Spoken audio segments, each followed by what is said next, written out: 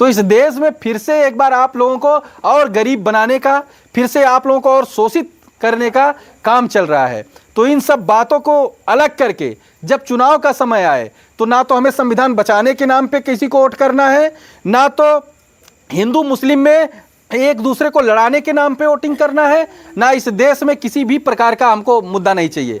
हमें मुद्दा होना चाहिए हमारा बच्चा कैसे आगे बढ़ेगा, हमारे बच्चे भी पढ़ने के लिए क्या उनकी सुविधाएं मिलेंगी, हमारे लोग भी नौकरी आसानी से पा जाएं, क्या ऐसी सुविधाएं होंगी। आज तो लोग पीएचडी करके घूम रहे हैं, लेकिन जब आपकी सरकार थी 8वीं पास लोग भी सरकारी नौकरी पाए। सफाई कर्मचारी का जो 8 पास था वो भी आज पक्का नौकरी पाया और उसका तनख्वाह आज 50,000 से ऊपर है।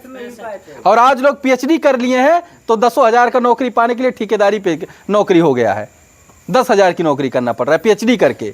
और एक समय था 8वीं पास के लोग सरकारी नौकरी करने लगे।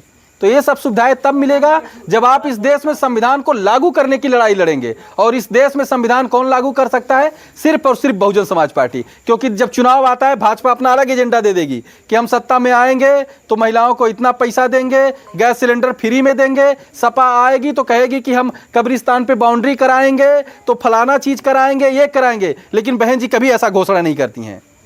कभी बहनों जी का कोई घोषणा पत्र आप लोग देखे हैं? कभी नहीं आता। क्योंकि बहन जी ने साफ साफ कहा है कि हमारा घोषणा पत्र जो बाबा साहब ने संविधान लिख के गए हैं वही हमारा घोषणा पत्र है। जब हम सत्ता में आएंगे तो बाबा साहब के संविधान को सही तरीके से लागू करेंगे, यही हमारा घोषणा पत्र है। तो हमारी लड़ाई क्या होनी चाहिए? इस देश में बाबा साहब के संविधान को लागू करने की। साथियों, इन्हीं सब बातों के साथ आप लोगों को फिर से आने वाले समय में अगर वास्तव में बाबा साहब के अनुयायी हैं, वास्तव में भगवान बुद्ध के अनुयायी हैं, तो उनके विचारों को इस धरातल में फिर से लाना चाहते हैं। आप लोग देखे होंगे कि जब तक आपकी सरकार नहीं थी बाबा साहब के नाम पे कहीं कोई कुछ नहीं कर पाते थे, लेकिन सरकार आते ही गांव-गांव में बाबा साहब के नाम पे अंबेडकर पार्क की जमीन छोड़ दी गई।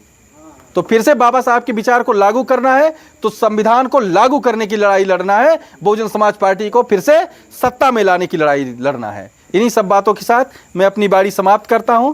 जय भीम, जय भारत।